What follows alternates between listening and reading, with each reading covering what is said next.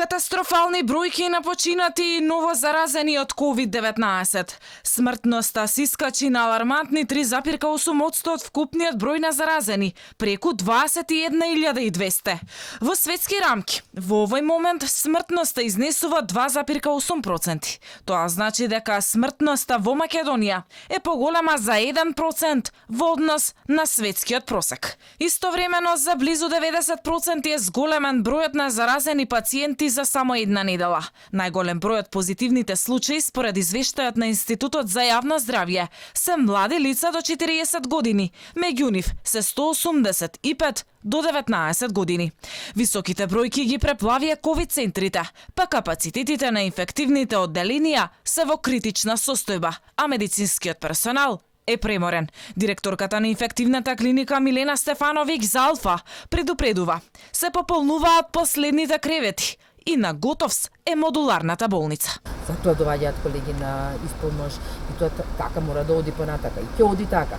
Дека сме уморни, тоа никој не може да го негира, нити да се сомнева во тие наши искрени искази кон целата јавност. Носиме и етика која не ни дозволува да подклекнуваме. Иако може би на крајот на денот сме несреќни и преморени, но сепак следниот ден доаѓаме повторно на работа. Долго најавуваната анализа на Министерството за здравство за зголемената смртност и заболени од COVID-19 јавноста не ја доби, иако требаше уште пред една недела да биде објавена. Барем така ветуваше Филипче, според првиот човек на инфективната клиника. Анализата ќе се подготвува подолг период. Ние бројките ги собравме наши, но на вистина апсолутно неедноставно да се сработат тие анализи. Тука не можам да ви кажам прецизно време, пошто стварно немам податок за тоа. Не би зборувала дека смртноста кај младите е позголемена или било како тоа е на вистина нешто што не можам да го констатирам. Нити па тоа го гледаме барем низ бројките кои ги имаме ние сработено на нашата клиника. Освен што ковид центрите во главниот град се исполнети, дополнителен проблем има помеѓу здравствените установи во внатрешноста, а најмногу загрижува ситуацијата со Струмичката болница.